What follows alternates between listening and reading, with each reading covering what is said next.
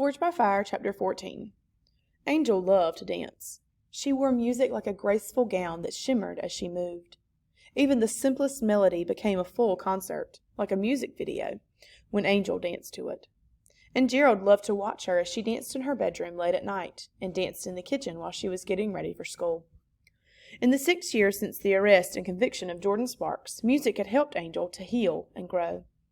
She never had any formal dance lessons, but she made Gerald take her to every new movie that featured dancers. And she would get up in the middle of the night to watch a rerun of an old Fred Astaire movie. Whenever Angel felt sad or guilty or afraid, music and dancing made her feel whole again. Life for Gerald and Angel continued to be rough even after Jordan went off to jail. Monique never did admit that she was aware of Jordan's abuse, but she did stop calling the children liars. She seemed to stop caring about the children at all. Sometimes she went to work, but sometimes she just slept all day. They had moved 4 times in the last 5 years because Monique forgot to pay the rent. At other times, she forgot to buy groceries. A caseworker checked on the children occasionally, and she tried to encourage Monique so that the family could survive. Gerald learned to cook and shop with food stamps, and wash clothes at the laundromat. He never complained about the difficulty of taking care of his little sister. Rather, Angel's hugs and smiles kept him going. Gerald was her warrior and protector, and she adored him. Tiger, the kitten from that terrible Christmas 6 years ago, was the fat and clever ruler of wherever they lived. She ate anything, broccoli, sweet rolls, even toothpaste. She never strayed far from Angel's side and had once jumped on a dog that growled at Angel. Angel never slept without Tiger, who was the only one there to comfort her in the darkness of the night when old fears came creeping from the past. Angel, who was now 12, was thin and shy. She had large eyes which sometimes were full of remembered fear. Her hair was long, brown, and fuzzy. She wore it in 2 long braids. She walked gracefully. Her movements were never quick and jerky like those of some girls her age. At 17, Gerald was tough and stocky with the muscles of a young man who knew hard work.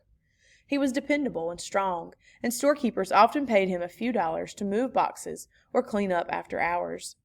Every morning after walking Angel to her school around the corner, Gerald took the bus to Hazelwood High School.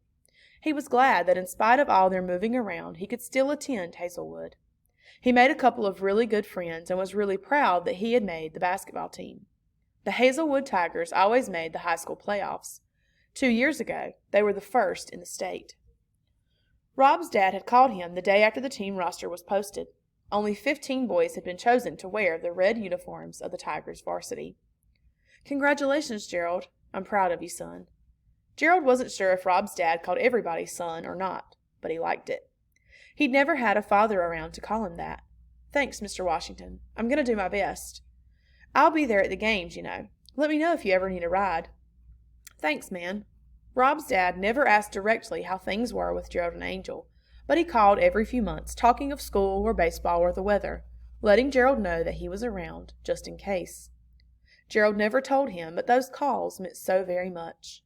Every year at Christmas, Mr. Washington always made sure that Angel and Gerald had something special under their tree. One year, he even provided the tree as well. Often after basketball practice, Rob and his dad gave Gerald a ride home so that he wouldn't have to take the bus. Rob, with his natural grace and ability, was already talking of college scholarships and NBA contracts.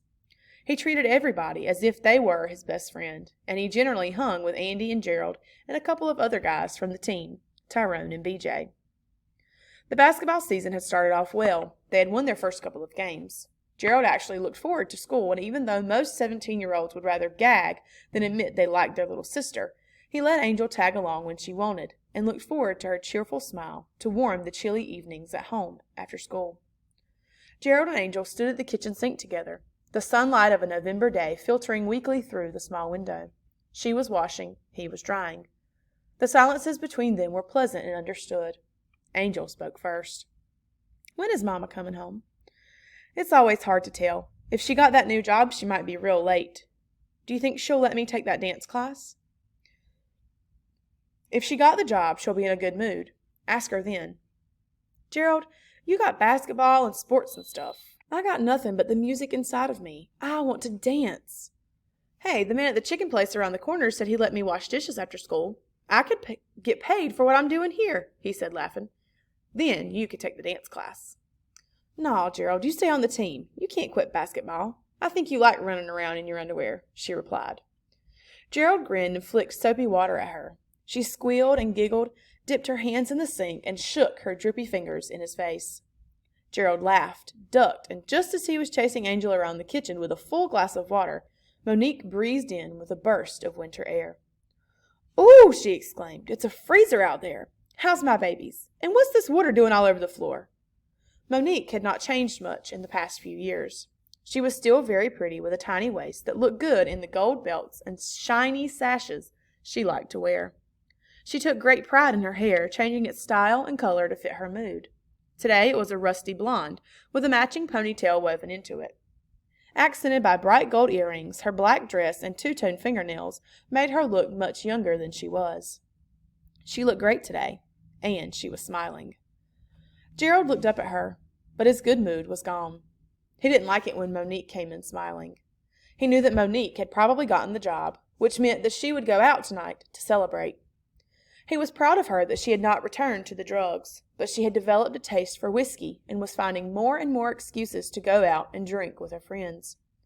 "Did you get the job, Mama?" asked Angel. "Yes, baby, I did." Monique glowed with pleasure. "I'll be answering telephones at the YMCA every day from 9 to 5. Aren't you proud of your Mama? I gotta go celebrate." "That's great, Mama," Angel said, hugging her.